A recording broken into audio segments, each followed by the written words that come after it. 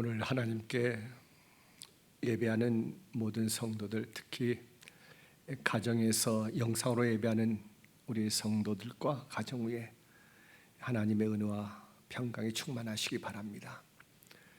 비록 우리가 함께 모여 예배하지 못하지만은 각 가정에서 예배할 때 그 가정이 거룩한 성전이 되기를 바라고, 하나님의 거룩한 영이 그곳에 충만해요. 성령이 하나 되게 하심 따라서 우리 함께 예배하는 귀한 역사가 있게 되기를 바랍니다. 일찍이 영국의 서정신 셸리는 아주 젊은 나이에 고국에서 추방됐답니다. 그래서 이방 땅에서 참 외롭고 고통스러운 나날을 보냈습니다.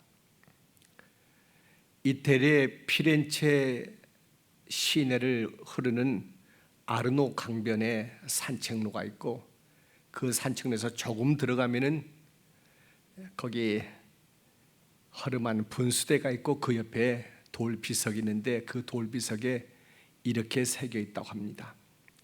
1819년 가을 어느 날 시인 셸리가 이곳에서 서풍에 붙이는 노래라고 하는 시상을 얻었다. 그 시의 마지막 연애는 이렇게 시작합니다. 오 사나운 서풍이여, 너 가을의 숨결이여. 그러면서 마지막은 내 입술을 빌어 이 잠자는 지구 위에 예언의 나팔 소리를 외쳐라. 오 바람이여, 겨울이 오면 봄 또한 멀지 않으리. 겨울이 오면 봄 또한 멀지 않으리. 시인은 매섭고 혹독한 겨울 속에서 화창한 봄을 꿈꾸는 사람입니다. 그리고 이것을 볼 수 있는 사람이 바로 시인입니다. 마찬가지로 우리가 예수 믿는다고 하는 것은, 우리가 그리스도인이 된다고 하는 것은 어둡고 암울한 현실 속에서 새 하늘과 새 땅을 보는 사람인 것입니다. 기원전 587년에 찬란했던 유대 왕국이 바벨론 제국에 의해서 멸망당합니다. 그들의 자랑이고 그들의 기쁨이고 그들의 생명의 근원이 성전은 돌 위에 돌 하나 남지 않도록 철저하게 파괴됐습니다. 그리고 유대 백성들은 머나먼 바벨론 땅으로 포로로 끌려갔습니다. 해방되어서 조국으로 돌아오기까지 70년, 그들은 기쁨을 잃었습니다. 예배를 잃었습니다. 바빌론 강가에서 하나님을 찬양하던 비파를 걸어놓고 슬피 통곡했답니다. 그러나 참으로 놀랍습니다. 이 고통의 기간에 이스라엘의 역사에서 가장 위대한 예언자들이 그때 탄생했습니다. 성경에서 가장 찬란한 예언서들이 바로 그 기간에 기록이 되었습니다. 바로 이 기간에 고난받는 순환의 종, 그가 찔림은 우리의 허물이 인함이요라고 하는 그 메시아 예언이 기록되어 있습니다. 포로의 어두운 생활이 끝나고 메시아가 나타나서 새로운 세상을 시작할 것이라고 하는 이러한 놀라움, 그러게 바벨론의 포로 기간은 유대인에게 영적인 정화의 시간이고 순수한 하나님에 대한 신앙을 회복하는 기간이었습니다. 그리고 미래를 꿈꾸는 기간이었습니다. 성전에서 예배를 드릴 수는 없었습니다. 그러나 다니엘처럼 예루살렘을 향해서 창문을 열고 그들은 하나님께 예배했습니다. 과거 예루살렘 성전에서 형식적으로 드렸던 예배를 마음속 깊이 참여하면서 하나님과 1대1에 대면하는 예배를 그들은 드렸습니다. 그리고 장차 메시아가 다스릴 세상을 꿈꾸면서 희망을 키워왔습니다. 가장 어둡고 암울했던 그 시절에 예언자가 이렇게 노래합니다. 마침내 위에서부터 영을 우리에게 부어주리니 광야가 아름다운 밭이라며 아름다운 밭을 숲으로 여기게 되리라. 그때 정의가 광야에 거하며 공의가 아름다운 밭에 거하리니 공의의 열매는 화평이요 공의의 결과는 영원한 평안과 안전이라. 결과같이 혹독한 포로 기간이 그들에게 영적인 회복의 기간이고 여호와 신앙을 바르게 세우는 기회였습니다. 이것이 바로 하나님께서 고난을 통해서 일하시는 방법입니다. 우리는 지금 어느 누구도 경험해 보지 못했던 시기를 맞고 있습니다. 우리의 익숙했던 삶이 기초에서부터 무너지는 경험을 하고 있습니다. 앞으로 어떻게 될지 아무도 예측하지 못합니다. 유명한 석학들, 전문가들의 예상이 다 어긋납니다. 한 가지 다만 확실한 것은 다시는 이전과 같은 삶으로 돌아갈 수 없으리라는 것입니다. 두려움과 공포가 우리를 사로잡고 있습니다. 의심과 증오가 서로의 상처를 주고받습니다. 거짓과 선동이 우리의 삶을 온통 지배하고 있습니다. 어쩌면 우리는 문명사적인 대변혁의 시기에 지금 서 있는 듯합니다. 여러분, 보리에 두 가지가 있는데 봄의 파종에서 가을에 거두는 보리를 봄보리라고 말합니다. 그리고 가을의 파종에서 이른 여름에 거두는 보리를 겨울보리라고 말합니다. 근데 요즘에는 봄보리는 거의 심지 않습니다. 그런데 이 봄보리보다 그 매섭고 차가운 겨울을 나는 가을보리의 그 수확량이 훨씬 많고 맛도 좋다고 합니다. 겨울철의 혹독한 추위를 이겨낸 꽃과 열매가 더 아름답고 더 많은 열매를 맺습니다. 저희 어렸을 때 이른 봄, 아직도 잔설이 여기저기 남아있을 때면은 우리 그때 초등학교 아이들 전부 다 보리밭으로 나갑니다. 그래 한 줄로 쭉 서서 발로 보리밭을 밟습니다. 겨울의 눈 속에서 견디어낸 새쌀은 어린 보리싹을 사정없이 발로 밟습니다. 어린 싹은 발밑에서 무참히 이겨지고 보리 허리가 부러집니다. 그러나 보리싹은 부러진 허리를 다시 일으켜 세워서 힘차게 자라 열매를 맺는 것입니다. 놀라운 것은 이렇게 밟혀서 허리가 부러진 보리가 수확량이 10%가 더 많다는 것입니다. 그래서 우리 어렸을 때 보리 밟기는 중요한 행사 가운데 하나였습니다. 우리의 인생도 이와 같습니다. 눈부신 인생의 꽃은 혹한의 추위와 시련을 거친 뒤에야 피는 법입니다. 인생의 열매는 겨울을 거치고 허리가 부러지는 고통 속에서 더욱더 풍성해지고 향기가 깊어지는 법입니다. 그러나 어둠의 시절을 보내면서 사람들은 이렇게 말합니다. 왜 이런 어려움이 우리에게 생기는 것이지요? 이건 누구의 탓일까요? 이럴 때 우리는 어떻게 해야 합니까? 우리 믿음의 사람은 이렇게 하나님께 묻습니다. 하나님, 어찌하여 이러한 시련을 우리에게 주십니까? 이렇게 된 것은 바로 누구의 죄입니까? 하나님, 어찌하여 교회의 문을 닫도록 그냥 두고 보십니까?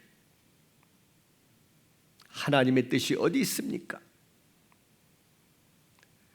교회는 앞으로 어떻게 되는 것일까요? 여러분, 사도행전 11장에 보면은 안디옥 교회에 있었던 한 사건이 기록되어 있습니다. 안디옥 교회에 아가보라고 하는 한 성령 충만한 선지자가 나타나서 온 천하에 기근이 들 것을 예언했습니다. 그리고 이 예언대로 온 천하에 흉년이 들었습니다.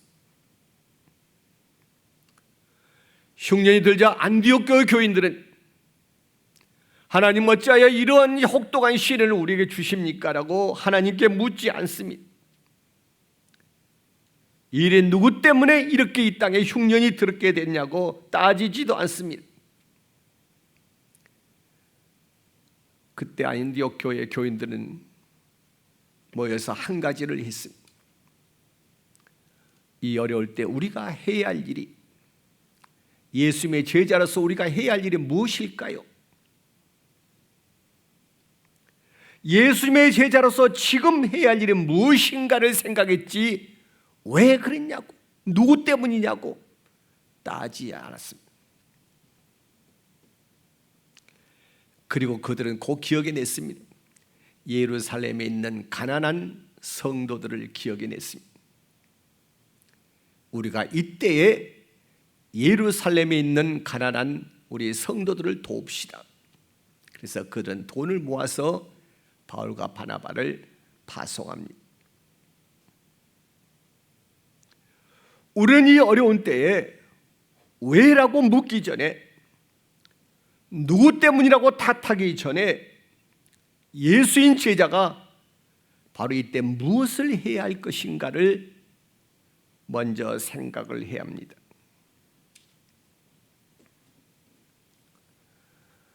첫째로 무엇보다도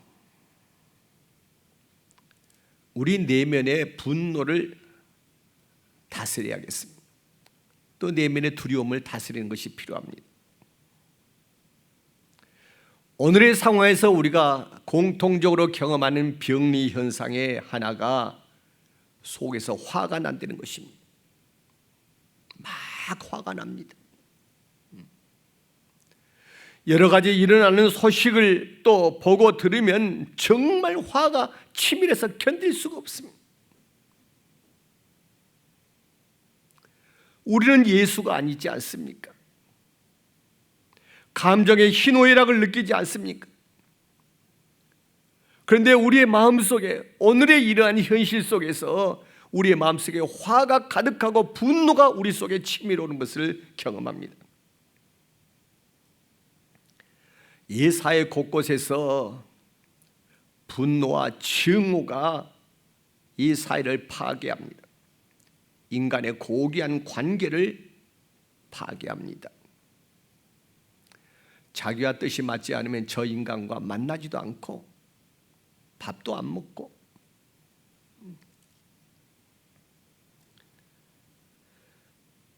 우리 인간이 이러한 분노의 감정에 사로잡히면은 아무것도 할 수 없습니다. 기도도 할 수 없고 찬송도 할 수 없습니다. 우리에게서 분노의 감정은 우리의 고결한 영혼을 좀먹는 암세포와 같습니다. 우리는 예수 그리스도의 영성을 가진 하나님의 자녀입니다. 우리는 하나님의 은혜 아래에 있는 거룩한 하나님의 백성입니다. 인터넷을 찾아보니까 화를 다스리는 방법, 당신에게 분노가 치밀어 오를 때 어떻게 해야 하는가, 이란 방법이 수백 가지가 나왔어요. 3가지 비결, 5가지 비결, 11가지 비결, 7가지 비결.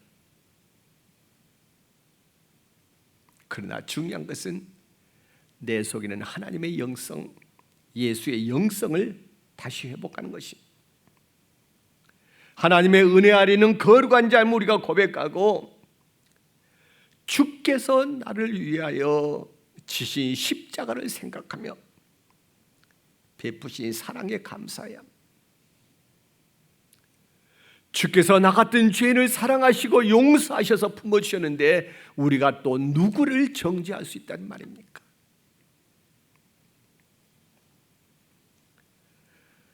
분노의 감정을 긍휼과 자비로 바꾸시는 성령님의 도우심을 우리가 구해야 할 것입니다. 두 번째로 우리는 우리의 마음의 문을 열어야 합니다. 특히 우리가 이웃을 향해서 문을 열고 이웃을 마음으로 맞이하는 것이 필요합니다. 오늘 이 시대에 우리가 경험하는 두 번째 병리 현상은 폐쇄성입니다. 폐쇄성. 마스크로 얼굴을 가려서 상대가 누구인지 알아볼 수 없습니다. 따뜻하게 만나도 손을 잡지 못하고 냉정한 주먹질을 해대야 합니다. 거의 이상합니다. 본래 악수란 것은 나는 당신에게 아무런 무기가 없고 당신과 평화롭게 원합니다라고 이렇게 손을 잡는 게 악수인데 그게 어느 틈에 서로 주먹질로 변했습니다. 여러분 꼰두 선수를 싸우기 전에 먼저 주먹을 부딪히지 않습니까? 거참 이상하다 그래요. 누가온가 좁은 공간에 서면 엘리베이터라도 같이 탈 것 같으면 서로 마주보기보다는 서로 좁은 벽을 바라보고 등지고 서야 합니다.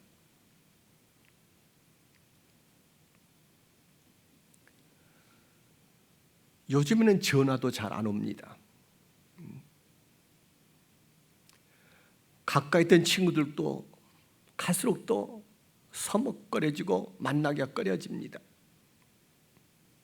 그래서 그랬습니다. 제가 본래 전화를 잘 안 하거든요. 그리고 전화를 하면 극히 사무적인 용건만 얘기하기 때문에 전화해야 10초, 20초밖에 걸리질 않습니다. 그런데 지금은 그런 전화마저도 할 이유가 없습니다. 만나질 않으니까 서로 이제 서로 일들을 안 만드니까 이렇게 해서 정말 점점점 더 우리는 고립되어 살겠구나. 그래서 요즘에는 전화를 합니다. 1년에 한두 번 할까 말까는 동생한테 형님한테 전화도 요즘에는 그저 사흘이 멀다고 전화를 합니다. 그러다 보니까 옛날에는 사무적인 말만 주고받았다가 요즘에는 가정 얘기, 자녀들 얘기, 세상 돌아가는 얘기, 이런 얘기 저런 얘기 하면서 전화가 길어지면서 이게 형제간의 사랑이로구나. 친구들과도 그동안에 하지 못했던 이러한 이야기를 서로 짓거리면서 시간을 보내면서 이러한 폐쇄성을 극복해 보려고 합니다. 여러분도 전화 자주 좀 하시기 바랍니다. 그냥 만나서 세상 돌아가는 이 어두운 얘기 말고 서로 즐거운 얘기들, 좋은 얘기들 서로 짓거리면서 보냈으면 좋겠습니다.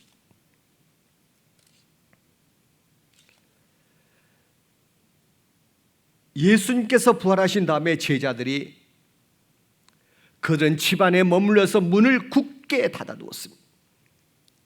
베드로가 감옥에서 나와서 문을 두드려도 두려움 때문에 문을 열지를 못했습니다. 주님께서 이렇게 말씀하십니다. 내가 문 밖에 서서 문을 두드리노니 누구든지 문을 열면 내가 들어가서 그와 함께 먹고 마시리라. 주님께서 문을 열으라고 말씀하십니다.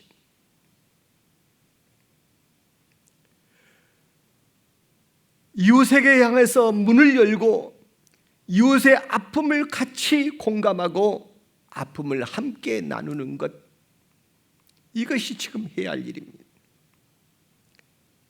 예수님께서는 예수님의 가슴을 열고 우리를 품에 안아주시면서 흉악한 우리를 형제라고 불러주시지 않았습니까? 예수님은 얼마나 우리와 함께 아픔을 같이 하셨습니까? 우는 자와 함께 울고 기뻐하는 자와 함께 기뻐하셨던 우리 주님이십니다. 그 때문에 우리 믿는 사람, 예수의 영성을 우리 마음속에 품은 사람은 우리의 어려운 이웃들 향해서 가슴을 열고 그들을 안고 함께 아파하고 함께 기뻐할 수 있는 이러한 사람입니다. 우리가 이 세상 만물의 신음을 보면서 함께 예통할 때 성령께서 함께 예통하신다고 했습니다. 모든 피조물을 보고 애통할 때 성령께서 함께 애통하신다고 했습니다. 성령께서 함께 애통함으로 여기에 하나님의 거룩한 선교가 이루어지고 하나님과의 교제가 이루어지는 것입니다. 그리고 세 번째로 우리 사회의 병리 현상은 무기력함입니다. 아무것도 할 수 없습니다. 교회에 모여서 예배도 드리지 못하고 전도도 못하겠고 성경 공부도 없어지고 친교도 어려워집니다. 이럴 때 교회가 무엇을 해야 합니까? 주님, 아무것도 우리가 할 것이 없지 않습니까? 그러나 여기서 우리는 중요한 신학적인 전환점에 와 있음을 알아야 합니다. 지금까지는 공교회 그리고 모이는 예배가 우리의 삶의 가장 중요한 것이었습니다. 신앙의 중심이었습니다. 그러나 이제는 건물로 세워진 교회가 아니라 바로 우리의 몸이 주님의 교회라는 것을 고백할 단계가 왔습니다. 우리의 일상적인 생활이 하나님께 드려지는 가장 성스러운 예배라는 것을 우리가 인식해야 할 때가 왔다는 것입니다.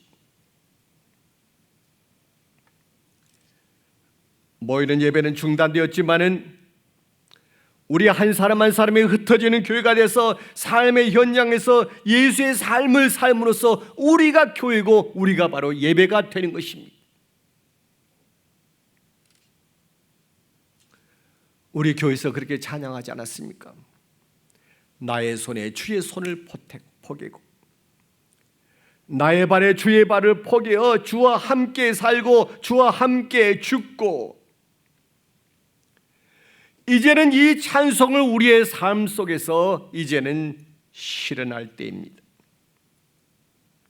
이제는 여러분이 교회입니다. 당신의 가정이 바로 교회입니다. 당신의 마음이 바로 기도이고 당신의 말이 찬양이고 당신의 행동이 바로 예배입니다. 이제 우리가 비록 흩어져 있지만은 우리는 흩어지는 한 예수로서 살아가는 것입니다. 이제 우리 함께 찬양할 것입니다.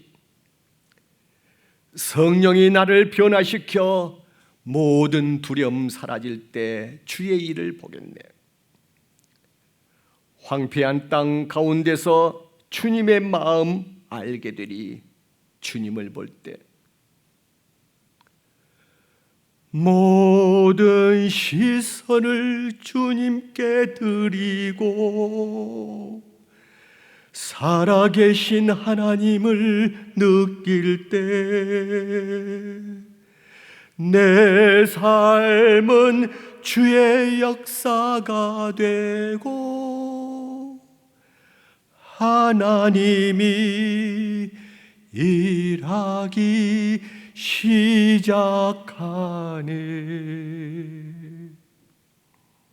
여러분, 그제 방탄소년들이 고통 가운데 있는 세계인을 위로한다고 다이너마이트라고 하는 곡을 발표했습니다. 벌써 이틀이 지났는데 전 세계 차트 1위를 석권하고 있습니다. 거기서 거듭되는 가사가 이렇습니다. 오늘 밤 나는 별들 속에 있으니 내 안의 불꽃들로 이 밤이 찬란히 빛나는 것을 지켜봐. 내 안의 불꽃들로 이 세상이 찬란하게 빛나는 것을 지켜봐. 여러분 앞에 안에 있는 거룩한 주님의 영으로 이 어두운 밤을 환하게 밝히시기 바랍니다. 성도 여러분, 믿음의 사람은 겨울이 오면 봄 또한 멀지 않으리라고 노래합니다.